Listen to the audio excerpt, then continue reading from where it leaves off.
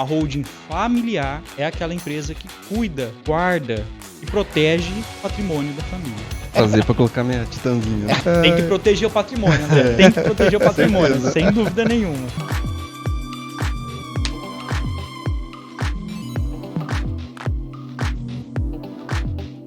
Olá, pessoal. Começa agora mais um programa Conversa com o Especialista. E hoje um tema que está em alta e bastante interessante, que é holding familiar. Com a ajuda aqui do Valdemir Olá, pessoal, tudo bem?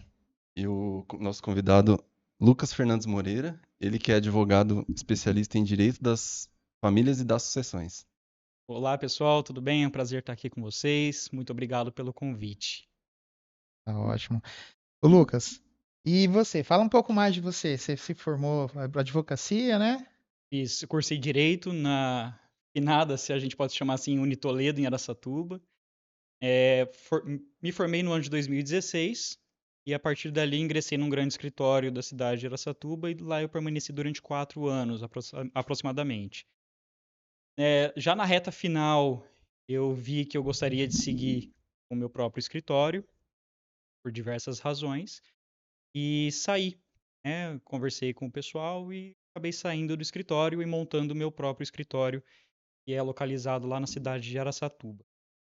Me especializei em Direito da Família e das Sucessões, pela Escola Brasileira de Direito, e desde então esse é o meu enfoque. E o tema que a gente vai tratar aqui hoje está está abarcado pelo direito das famílias e das sucessões também. E é Correto. isso. Beleza. E hoje tem seu próprio escritório lá dentro de Araçatuba. Tá ótimo. Meu escritório funciona no centro de Araçatuba, tem de diversas áreas, mas com o foco no direito das famílias, e não limitado a isso. Ok. A introdução básica. O que é uma holding familiar? Então vamos lá, para a gente entrar já no tema, para a gente não se alongar muito, a holding familiar, para eu explicar ela, eu preciso voltar na origem do termo. Então a holding familiar ela é uma espécie de holding. E o que é, afinal, uma holding? Se a gente vê a partir do significado da palavra, holding vem do inglês, do verbo em inglês to hold. Significa segurar, manter, e aqui para o nosso contexto, controlar, ou simplesmente participar. Então, uma holding propriamente dita, ela é uma empresa que participa ou controla outras empresas. Ela foi introduzida aqui no nosso direito já tem um certo tempo. Ela vai completar 50 anos agora em 2026, porque ela foi introduzida através da Lei 6.404, lá de 76. Essa lei permite que uma empresa tenha por objeto social apenas participar ou mesmo controlar uma outra empresa. Então, basicamente, a holding por si só é isso. A holding familiar é aquela empresa que cuida, guarda e protege o patrimônio da família. Então, a gente vai ver mais adiante, ao longo do bate-papo, o que é exatamente essa holding, como ela funciona, mas basicamente, se eu puder resumir numa frase, a holding familiar é uma empresa que serve como cofre para a proteção do patrimônio da família. Como você disse, ela é antiga, eu acho que a internet ajudou a disseminar isso, né? Agora Exatamente. tá, né? Então, meio que em alta, né? O assunto. Exatamente. Então, ou seja, você tem a holding familiar é um braço da holding normal, digamos A assim. gente pode dizer que a holding familiar é uma espécie de holding, tá? De um grosso modo, porque existem vários tipos de holding. Ah, sim. Holding pura, holding mista, e um deles é É a a holding família. familiar. Entendi. Ela serve justamente para a família, para o seio familiar, para o núcleo familiar. Entendi. E quais são os benefícios ao estabelecer uma holding familiar? Quando a gente fala de benefícios, a gente tem que partir do princípio de que a holding serve basicamente para você gerenciar o seu patrimônio. Só que a partir disso, a gente pode indicar 3 grandes benefícios. O primeiro deles é a proteção desse patrimônio. A gente já vai entrar em detalhes. O segundo é a redução da carga tributária. E o terceiro é permitir o planejamento sucessório dessa família. Quando a gente fala de proteção patrimonial, é como se a holding criasse uma nova camada de proteção para os bens dessa família. Móveis, carros, automóveis, né? Empresas, aplicações e por aí vai. E acho que para a gente facilitar o entendimento disso, é sempre bom usar de exemplos. Então vamos partir do exemplo da pessoa que tem diversos imóveis locados no seu CPF. A pessoa tem lá 5, 6, 10 casas alugadas, todas elas no seu CPF. Se acontece algum problema grave com uma dessas locações, ou por exemplo, um desastre, a casa rui, cai e machuca uma família inteira. Vocês concordam comigo que aqui nasce um dever de indenizar a pessoa? Essa pessoa Sim. precisa indenizar aquela família. Sim.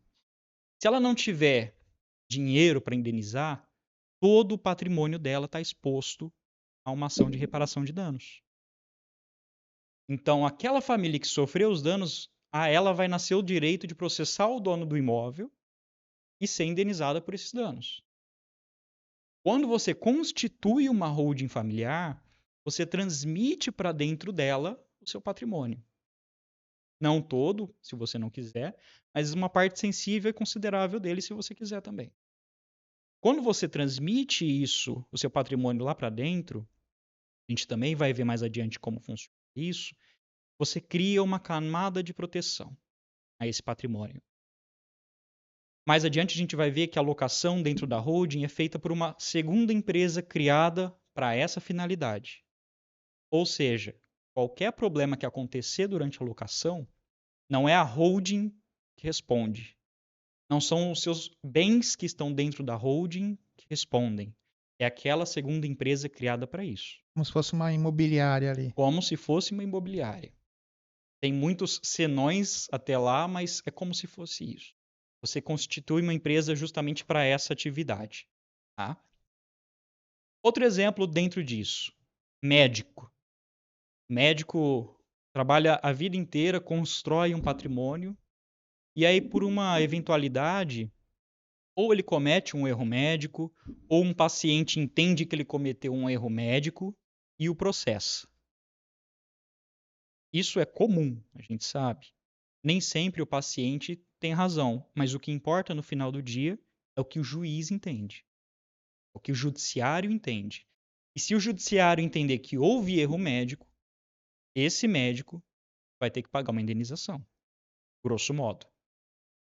E aí o patrimônio todo dele, que está todo no CPF dele, novamente está exposto ao ataque de terceiros. Se ele perde a ação, ele vai estar exposto a um cumprimento de sentença, a pedidos de penhora e por aí vai. Então, quando o patrimônio está no CPF, ele está exposto. Se a gente guarda isso dentro de uma holding familiar, você cria uma camada de proteção a esse patrimônio e isso se torna muito mais difícil de ser atingido por terceiro. Então, esse é o primeiro benefício. Pode dizer que é uma proteção familiar, não é uma blindagem. Não é uma blindagem, é diferente de blindagem. Blindagem seria uma offshore, por exemplo. Seria uma offshore. Dependendo da forma que ela é constituída, ela pode ser considerada uma blindagem. A diferença da proteção patrimonial blindagem é que a proteção ela cria legalmente mecanismos para evitar que o seu patrimônio seja exposto. A blindagem muitas vezes acontece com aquela pessoa que já tem alguns problemas judiciais, por exemplo, e ela falou, opa, peraí, eu preciso proteger meu patrimônio porque eu sei que daqui a uns anos vai explodir alguma coisa. E aí você tem um problema. A holding ela serve para você gerir o seu patrimônio e tudo de forma limpa. Sem a possibilidade de você dizer assim, olha, constituir uma holding familiar porque estão me acionando judicialmente e eu sei que daqui 1, 2 anos eu vou ter uma conta grande para pagar. Não é isso. A holding não funciona para isso. Não atende essa finalidade. Então esse é o primeiro dos 3 benefícios. Tá?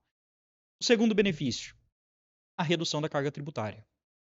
A gente vive num país com uma carga tributária imensa, a gente sabe, e existem projetos de lei em andamento que tendem a aumentar isso de todos os modos. Okay? Agora, quando você coloca o seu patrimônio numa holding, faz um planejamento disso dentro da holding, a chance de você reduzir a carga tributária das suas atividades é muito grande. Exemplo, de novo, alocação. Eu vou usar bastante alocação durante a nossa conversa, porque é o exemplo mais fácil, o exemplo mais palatável para todo mundo. Então, você tem imóveis alugados. O imposto de renda que você paga sobre esses imóveis pode atingir o teto, 27,5%.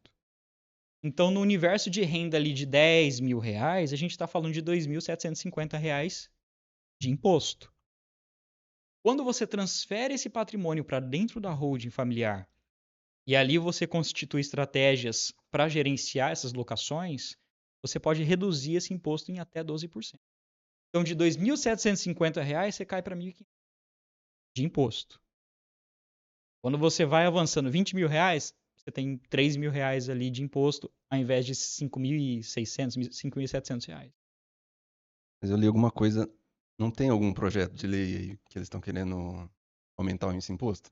Então, a gente precisa trabalhar justamente com os projetos de lei que estão em andamento. Por quê? A gente ainda vai chegar no último benefício, que é planejamento sucessório, e vai ver que tem alguns projetos de lei tentando aumentar o imposto de transmissão no inventário.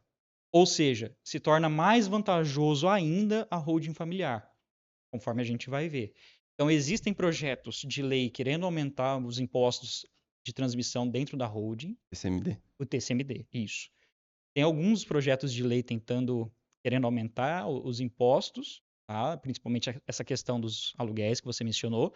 Só que também tem outros projetos de lei que tendem a aumentar o imposto do inventário, falando português claro. Ou seja, torna ainda mais interessante a criação da holding familiar Entendi. no ambiente do planejamento sucessório que a gente vai trabalhar agora. O terceiro benefício que a gente pode mencionar é justamente o planejamento sucessório. Seja porque o judiciário brasileiro está abarrotado de processos, lotado de processos, ou porque o próprio processo de inventário já é lento por si só, não é raro, eu imagino que vocês conheçam, que o público em casa conhece, processos de inventário que duraram 5, 10, 20 anos. Por quê? Quando você ingressa com o processo de inventário, aparentemente a documentação está tudo em ordem. Surge um problema no meio do inventário, isso começa a atrasar o inventário 30, 60, 90 dias, 1 ano, 2 anos, 10 anos. Recentemente foi notícia o encerramento de um inventário de 20 anos lá em Alto Garças, que fica no Mato Grosso.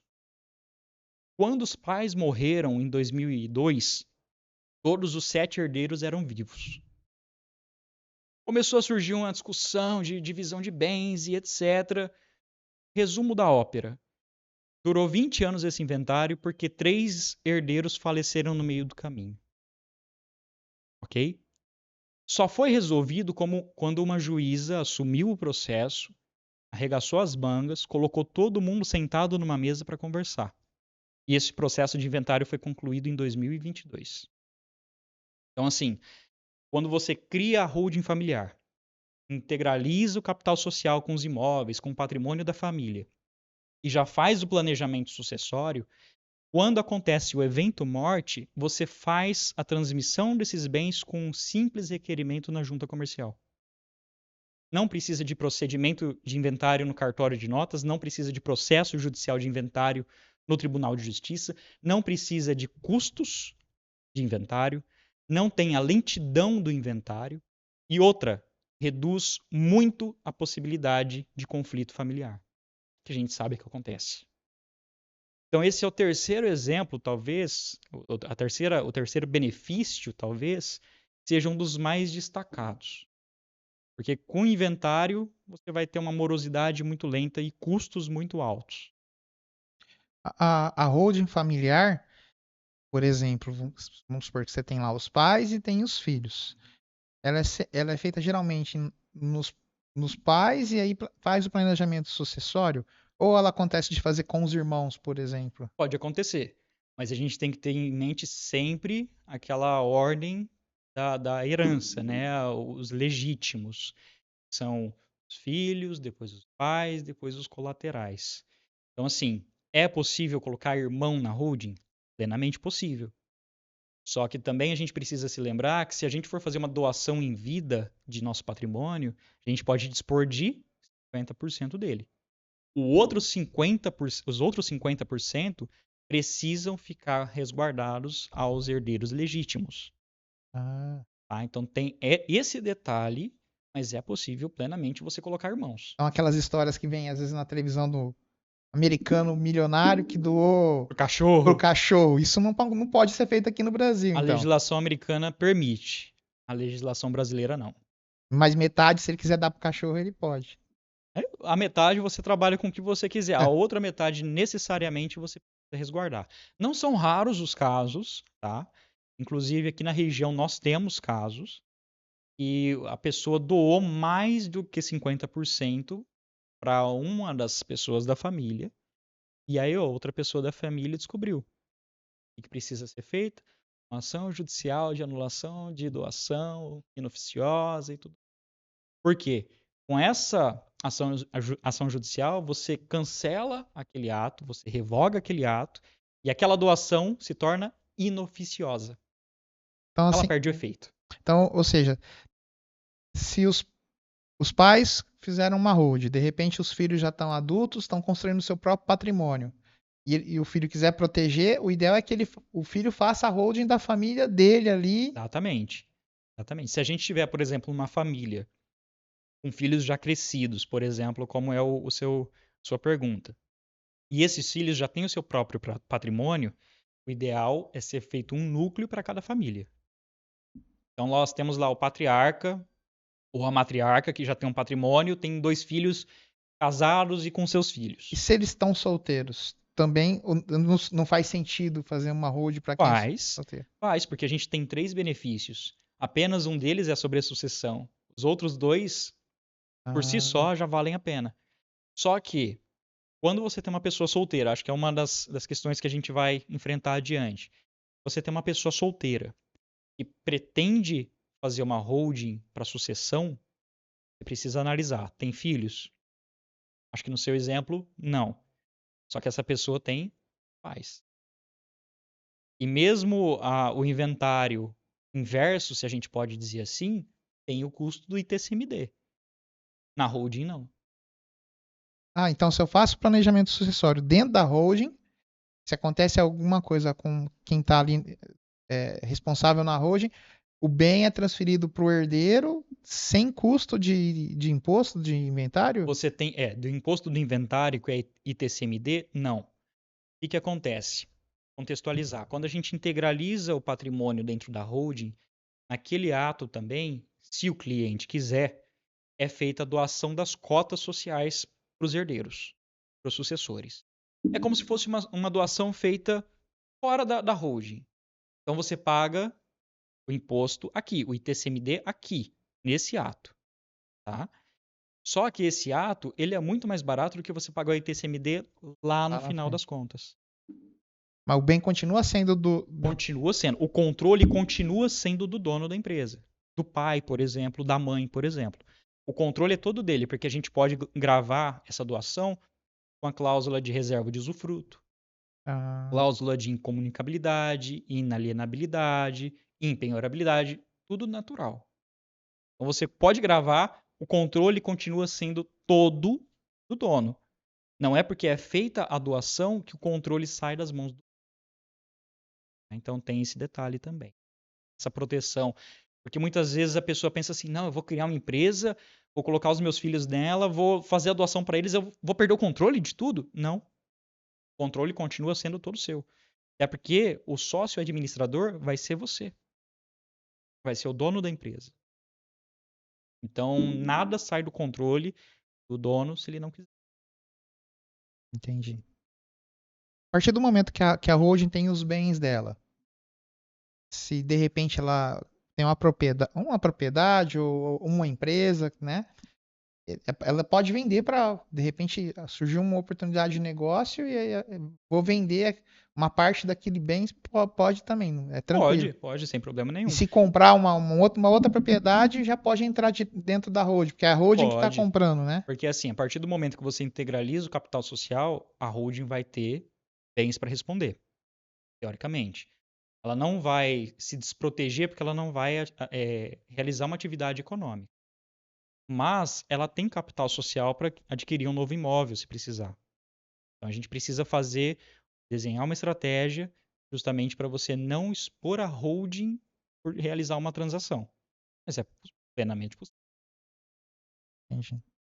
Não, tá ótimo. Aí, no caso, você deu o exemplo do inventário que demorou 20 anos e tal.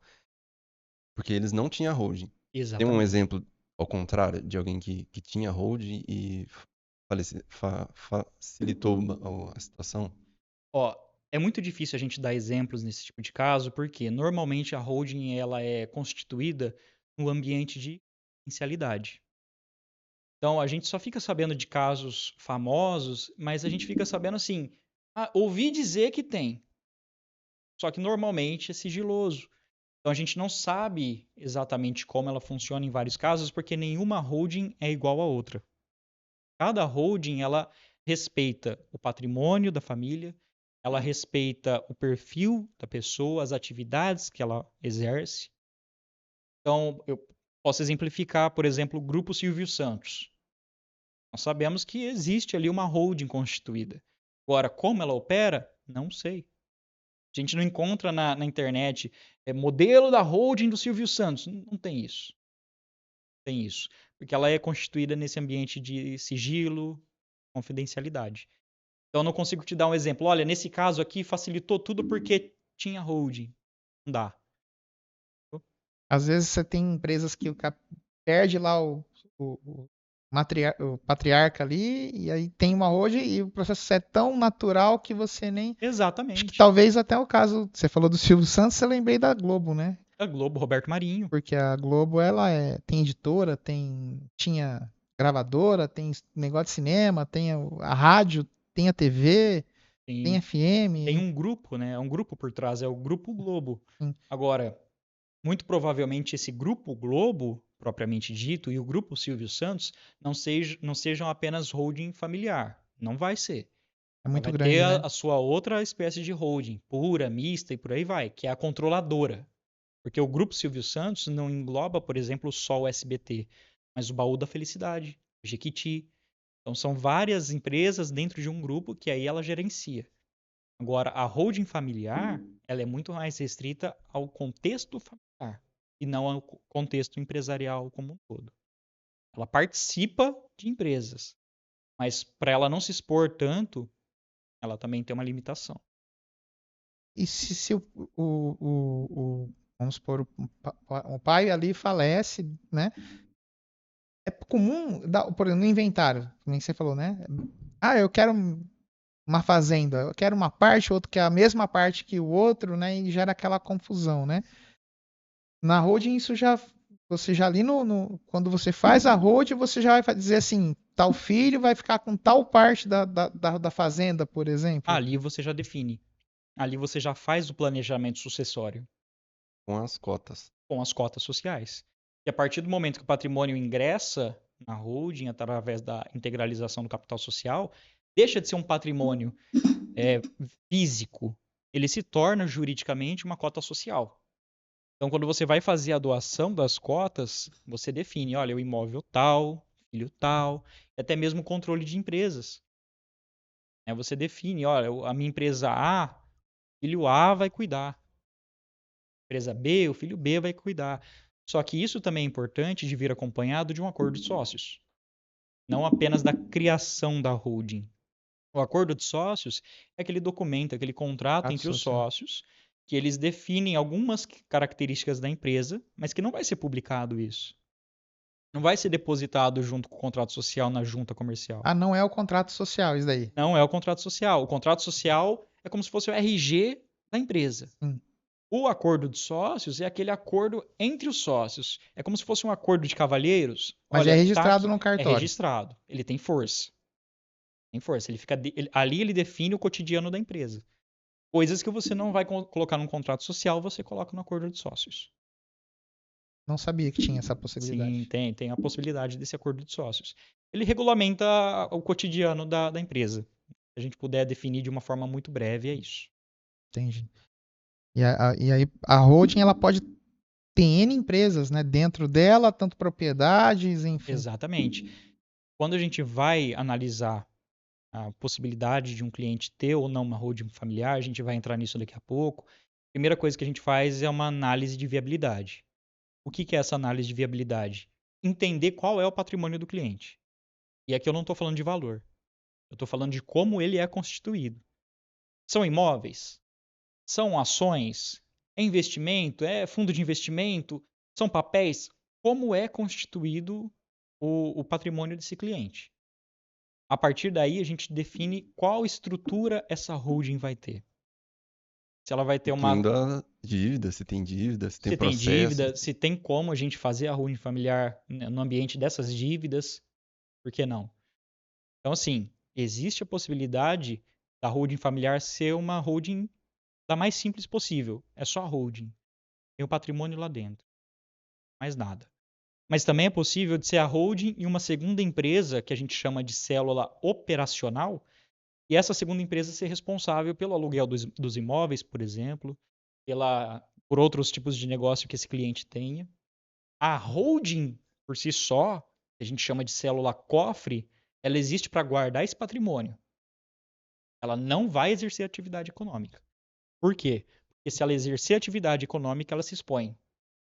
Imagina o seguinte, você transfere todo o seu patrimônio, os seus imóveis para dentro da holding, e um desses imóveis que você aluga pega fogo, machuca a família. Ué, se a holding está alugando, quem é responsável? A holding. Então não é assim que é feito.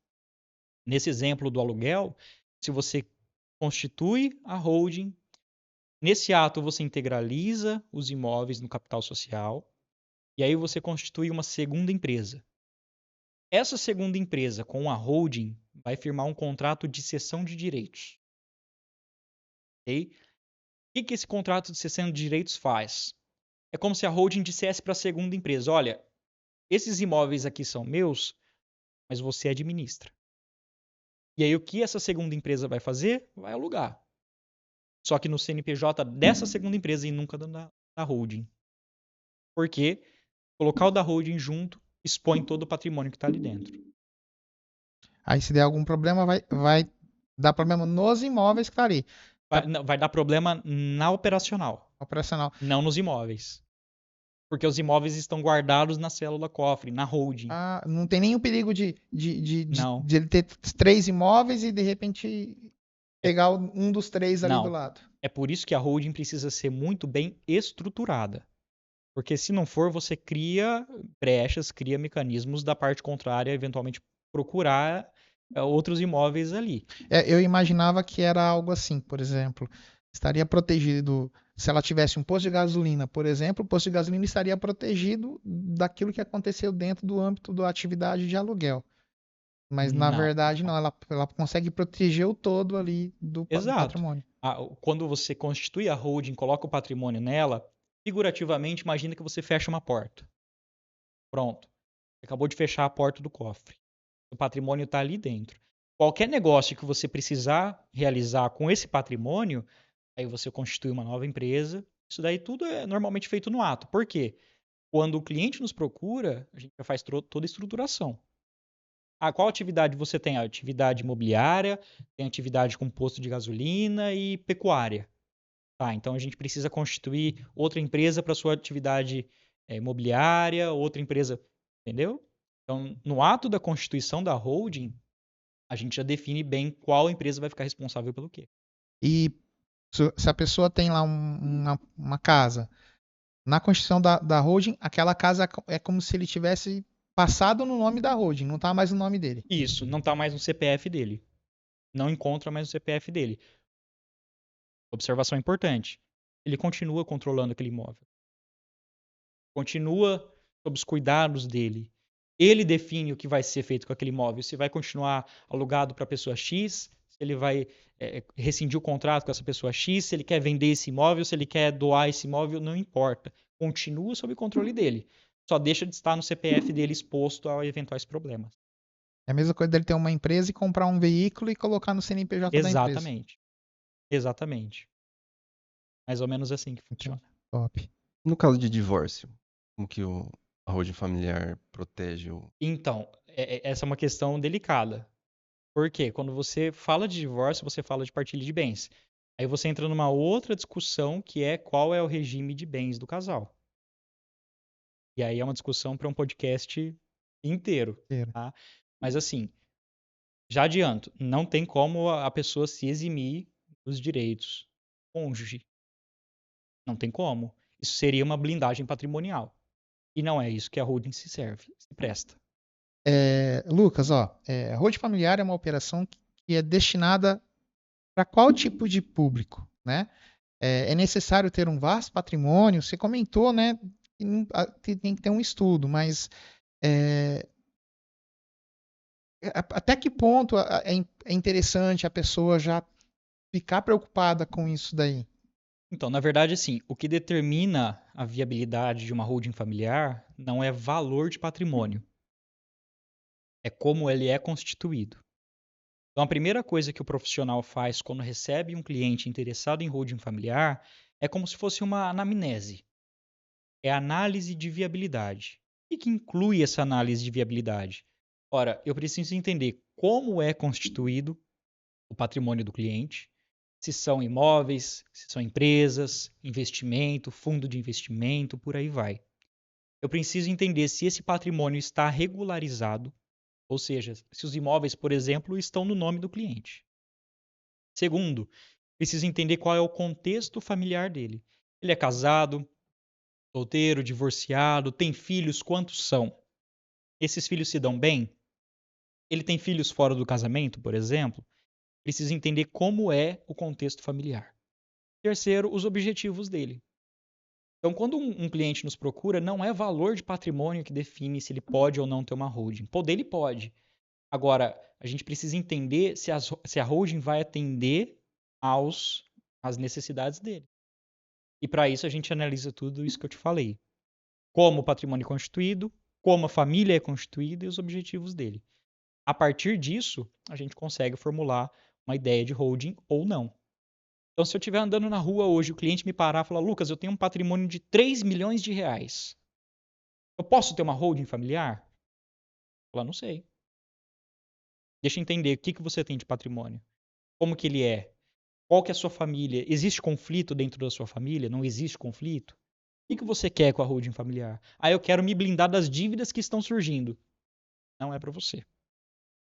Tem outras formas, que é outra história. Mas a holding não se presta a isso. Então, não é valor de patrimônio. Define a possibilidade, a viabilidade ou não de uma holding familiar existir. Tá? Entendi. Aquela pessoa que ela tem algum herdeiro, né?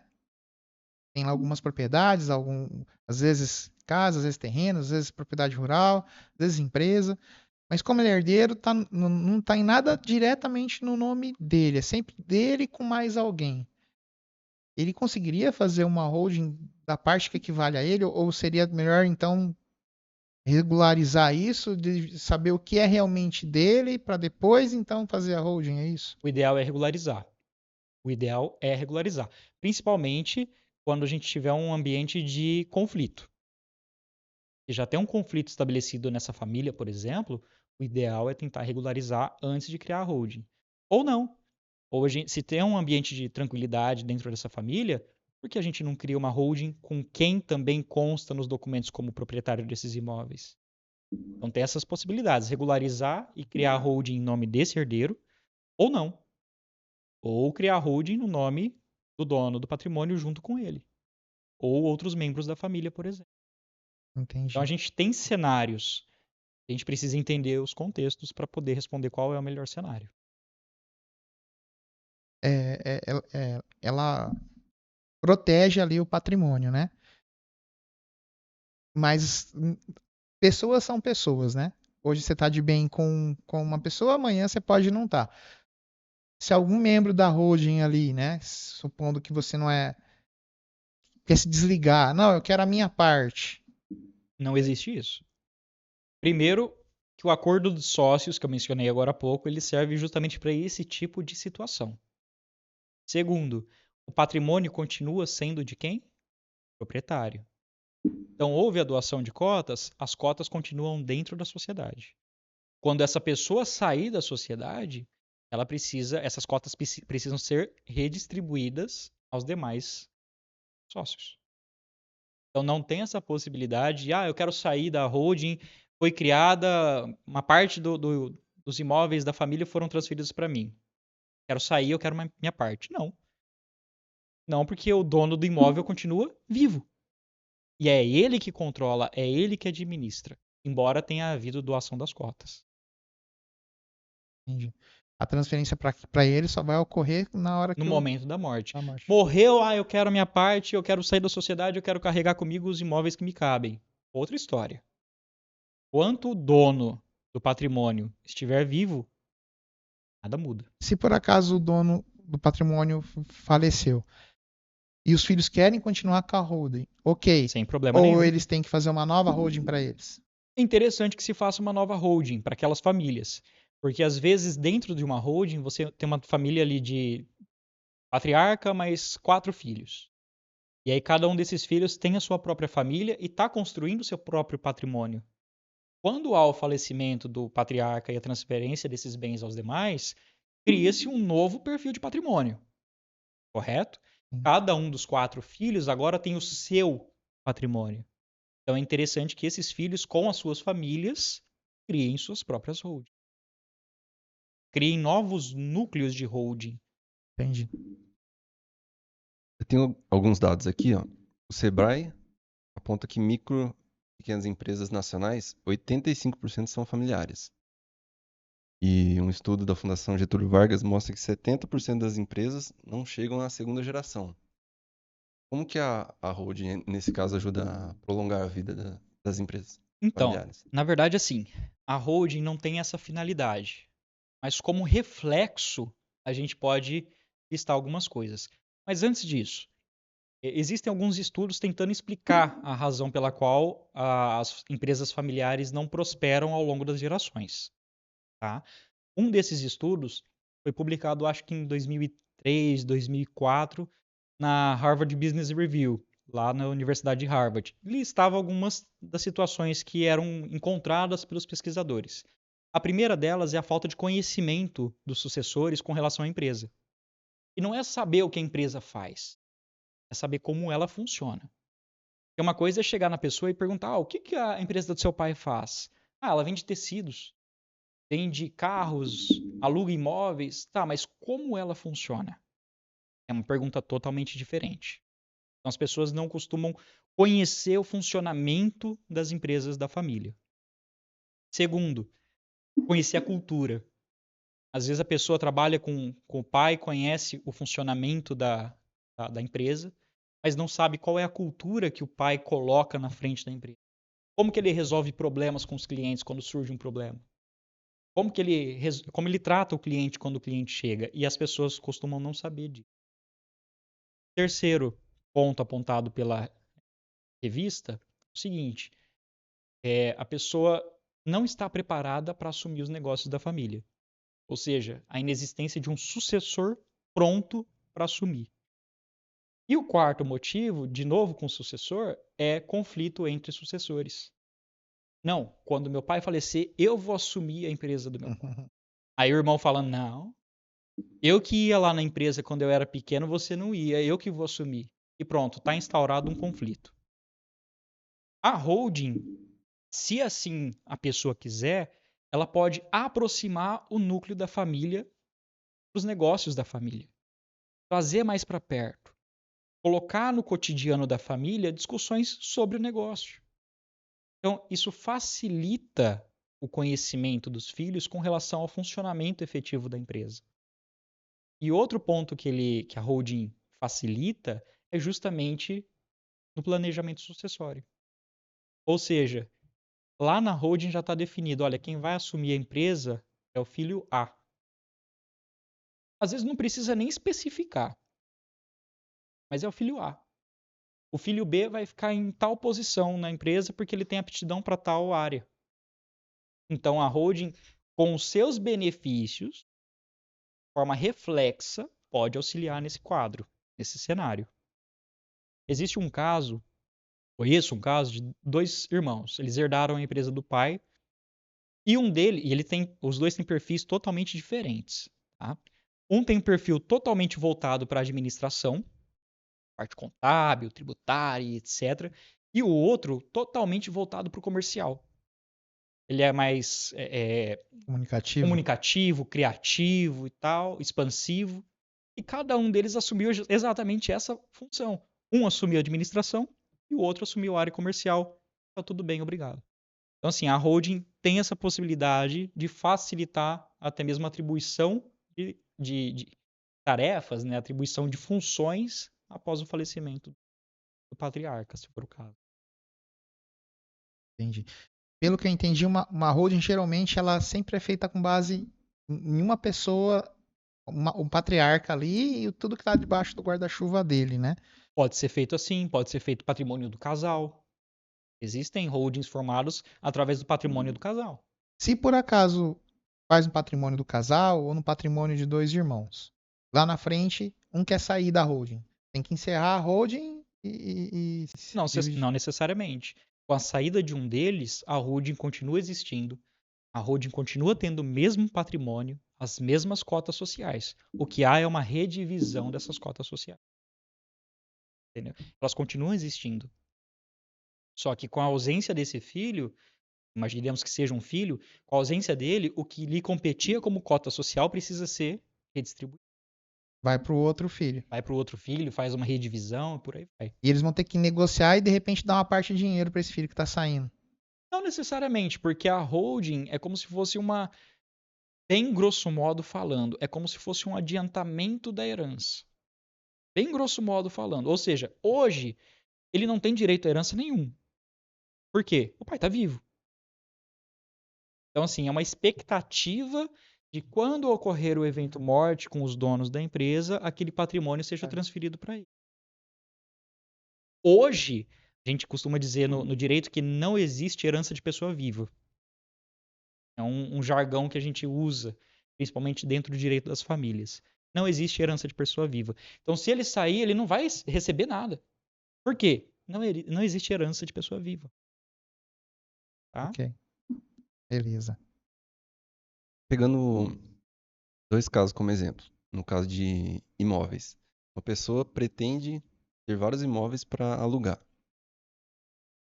E outro caso, a pessoa já tem vários imóveis para alugar. Faz muita diferença abrir uma holding antes, onde você já vai construindo ou comprando e colocando direto na holding, e depois, a outro caso, a pessoa já tem vários imóveis e tem que fazer uma transferência para holding. Faz diferença assim na questão de taxas, Faz impostos? diferença Qual por que quê? compensa mais? Porque quando você constitui a holding, na verdade, assim, no final do dia, no final das contas, não vai fazer tanta diferença. Imaginemos que o objetivo das duas pessoas é ter 10 imóveis para alugar. Uma já tem 10 imóveis para alugar, a outra ainda não tem nenhuma, vai construir. É isso. Isso. Então, no final do dia, não vai ter tanta diferença, por quê? São impostos que você vai pagar sobre 10 imóveis ao longo do tempo. A diferença é que quem já tem os 10 imóveis vai integralizar tudo de uma vez, o imposto é pago tudo de uma vez, enquanto o outro vai ser pago conforme ele adquirir os imóveis. Por exemplo, se o imóvel está no meu nome, quando eu passei para o meu nome, eu tive que pagar o imposto para transferir para o meu nome. Aí agora eu vou colocar no nome da holding. Vou ter que pagar o imposto para colocar no nome da holding. Isso. Agora, se eu constituir a holding, e quando eu comprar, eu já comprar no nome da holding. Você corta caminho, você quer dizer. Eu diminuo ali o imposto, mas eu vou ter que estar. Na hora que eu injeto o capital para dentro da holding, para ela ter dinheiro para Exato. comprar, vou ter que pagar o imposto Porque ali. para a holding comprar esse imóvel, ela tem que ter o quê? Dinheiro. Capital. Uhum. Então, para você injetar capital na holding, tem o imposto. A diferença, e aqui a gente entra numa matéria um pouco mais complexa do ponto de vista jurídico. Existe a possibilidade de você obter a isenção do ITBI na integralização de um imóvel na holding familiar. Isso é uma matéria constitucional. Tá? Existe essa possibilidade. São vários desdobramentos, só que existe a possibilidade de você não pagar o imposto na hora que você integraliza o capital social com um bem imóvel. Tá? Tem que ver qual que é a atividade da empresa, se ela é preponderante da área imobiliária, por aí vai. Se você tem essa isenção, cai o custo da holding. Mas o que tem acontecido ultimamente? Eu não lembro qual ano, se foi 2018, 2019, o STF definiu um novo tema. O que é um tema no STF? De tanto eles regularem determinada matéria, eles criam um entendimento e criam esse tema, são temas. A jurisprudência é o corpo que dá origem aos temas, digamos assim. E existe o tema 796 do STF, que trata de uma matéria um tanto quanto semelhante, mas que no final do dia ela não tem nada a ver com o que a gente está falando aqui. Tá? E aí os municípios, se valendo desse entendimento do Supremo, vêm aplicando o ITBI, o Imposto de Transmissão Bens Imóveis, justamente nessa integralização do capital social. Equivocadamente os municípios têm feito isso. Então o que acontece quando ocorre uma cobrança dessa? A gente precisa ingressar judicialmente para discutir o ato do município. Porque eles se baseiam nesse tema 796 e não tem relação com isso que a gente está tratando. Esse tema 796 ele tem origem numa discussão lá de Santa Catarina. O acórdão que no final do dia criou esse tema vem lá de Santa Catarina. Eu não lembro exatamente como foi, mas parece que a família quis integralizar 100 mil reais em imóveis, só que, desculpa, os 100 mil reais era o capital social, e eles quiseram integralizar esse capital social com imóveis de 800 mil, e essa diferença, 700 mil, iria para a reserva de mercado. E aí a municipalidade falou, não, em cima desses 700 mil reais, há o ITBI. Entraram com ação judicial, acho que perderam em primeira instância, perderam em segunda instância e perderam no STF. A nossa discussão aqui é totalmente diferente. É outra coisa. Mas os municípios, com aquela sede de arrecadação, o que é natural, eles puxam de lá, a gente puxa daqui, eles vêm cobrando com base no tema 796. Você ter propriedades lá, você pega lá o nome da propriedade, tá Francisco de Souza e outros. Porque tá os irmãos ali, né? Nesse caso aí, o ideal é que ele divida a propriedade lá, tira os outros ali e faça a holding da parte que cabe a ele, né? Então, na verdade, assim, quando ele vai constituir a holding, a gente precisa entender quem são esses outros. Tá? São irmãos? São filhos? São os pais? Muitas vezes acontece. Dá para a gente formar uma holding com todas as pessoas envolvidas? Dá. Então vamos criar uma holding. Não precisa ter a dor de cabeça de não, vou separar Mudar a lá no propriedade, registro. etc, tal. Não, se é possível a gente fazer com todos os integrantes, todos os membros ali do polo ativo do imóvel, por que não? Ok. Falando de custo, que depende muito do estilo, mas dá pra mencionar, assim, mais ou menos, uma pessoa que abre uma hold, quanto que vai gastar? Eu não consigo te Não apontar dá. isso porque são diversos fatores envolvidos, tá?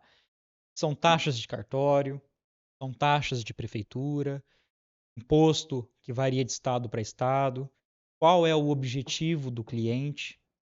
Então a gente tem alguns clientes que topam fazer uma holding, por exemplo, no estado do Amazonas. O imposto é de 2%. Só que em outros estados chega a 8%. Mas, por exemplo, eu posso fazer uma holding no estado do Amazonas e colocar um bens do estado de São Paulo? Pode. Pode. Ah, tá. Você pode integralizar o capital social com o bem que você pretender. Tá? Então, assim, são várias coisas que na conta, no final da conta, fazem a diferença. Então, eu não consigo te apontar um valor. Olha, o inicial para fazer uma holding simples é X, 5 mil reais. Não dá. Eu não consigo fazer isso. Então, assim, tem custos, mas também no final do dia faz muito mais sentido você constituir uma holding do que manter o patrimônio no seu CPF. E tem caso que a contabilidade, por exemplo, paga anual, tem caso que é mensal, como acho que Exatamente. imóveis, né, tem que ser mensal, então Exatamente. Então, varia assim, bastante. varia também do profissional da contabilidade que vai estar envolvido. Muitas vezes o cliente já tem o seu próprio contador de confiança, então ele já tem com ele ali o combinado. Olha, se eu for abrir uma holding, você me cobra quanto? Ah, cobro X. Então, assim, isso na conta faz diferença também. Mas, repito, reforço, vale mais a pena constituir a holding. Claro, se o seu cenário for favorável a isso. Isso quem vai dizer é o advogado, é o contador na hora que fizer a análise do patrimônio. Hoje, para mim formalizar uma holding, eu tenho que procurar um advogado e um contador. Não necessariamente. Porque às vezes o advogado já tem parceria com um contador que sabe o que está fazendo sobre holding. Alguns contadores não migraram para essa área da holding, então eles continuam fazendo suas áreas. Então, às vezes o cliente já tem o contador, mas esse contador não mexe com a área de holding. Ele pode procurar um que mexa ou ele pode dispor do contador que o advogado tem. Às vezes ele vai ter aquele contador para cuidar do dia a dia das empresas de posto, vamos supor, posto de combustível, fazenda, mas a contabilidade da holding vai ser feita Exato. por outro contador. Exatamente. E assim, a contabilidade da holding por si só, da própria holding, do cofre, ela é baixa. Por quê? Porque você não vai ter uma atividade financeira com ela. Então é mais um custo de manutenção. Tá? Entendi. Falando de prazo, por exemplo, o cara deu início na holding. A partir de quanto tempo ele já consegue? Ó, a holding ela é formada basicamente por 3 etapas. A primeira é a constituição da holding. A segunda é a integralização do capital social. E a terceira é justamente o planejamento sucessório. Então são 3 etapas. Do momento que você começa o processo até você ter a holding funcionando redondinha, é de 2 a 6 meses. Esse prazo pode ser mais rápido? Pode. Se o cliente tiver toda a documentação do patrimônio em mãos, se esse patrimônio estiver todo redondinho, pode ser mais rápido. Só que também pode demorar mais. Não é raro o caso do cliente sentar para conversar com a gente e falar assim: ó, eu quero fazer uma holding. Ok. Ah, qual é o seu patrimônio? Ah, eu tenho imóveis. Tá. Tenho 5 imóveis, 4 deles não estão no meu nome. Estão no nome dos meus pais que já faleceram. Estão no nome do cara que eu comprei que mudou para o Maranhão. Tem o nome do cara que viajou para fora. Opa, então peraí. Antes de pensar na holding, a gente pega esse patrimônio, regulariza ele para depois dar continuidade na holding. A gente puxa instantaneamente o freio de mão da holding, regulariza os imóveis, o patrimônio de modo geral, para depois dar seguimento. Porque você criar uma holding, ficar ali no stand-by, ela não está atendendo às suas finalidades. Às vezes o colega, a pessoa faz isso para o cliente ter a sensação de, olha, tem uma holding. Ele não chegou na segunda etapa de integralização do capital social. Ou ele integralizou, mas não fez o planejamento sucessório. Por exemplo, quando você puxa um CPF não, desculpe, um CNPJ lá, né? Que aí aparece lá o nome da empresa, tudo e o nome do sócio. Então, ou seja, eu tenho uma empresa que está no meu nome. Se eu constituir a holding, aquela empresa não vai estar mais no meu nome, né? Ela vai pro nome da holding, ou seja, a hora que puxar o CNPJ da empresa, então, se eu tenho uma empresa, eu vou ter que mudar o contrato social dela para que a holding passe a ser dona dela. Exatamente. Você Então, precisa colocar. Isso dependendo da estratégia que você quer adotar. Tem cliente que fala: não, eu só quero meus imóveis dentro da holding. E as empresas eu quero continuar tocando por conta. Maravilha. Agora, não, eu quero todo o meu patrimônio, eu quero inserir todo ele dentro da holding. E a gente estuda como é feita essa operação. Se a gente vai constituir uma segunda empresa para fazer isso, se a gente vai constituir uma segunda, uma terceira empresa para fazer isso, mas a holding por si só não vai exercer essa atividade. Para ela justamente não se expor. entendi. Se uma pessoa solteira fez uma holding ali, aí ela casa, ela pode de repente fazer uma outra holding para ter o antes e o depois do casamento? Pode, ou ela pode fazer o cônjuge ingressar na holding já existente. São N estratégias. A gente precisa entender no final do dia qual que é a vontade do cliente.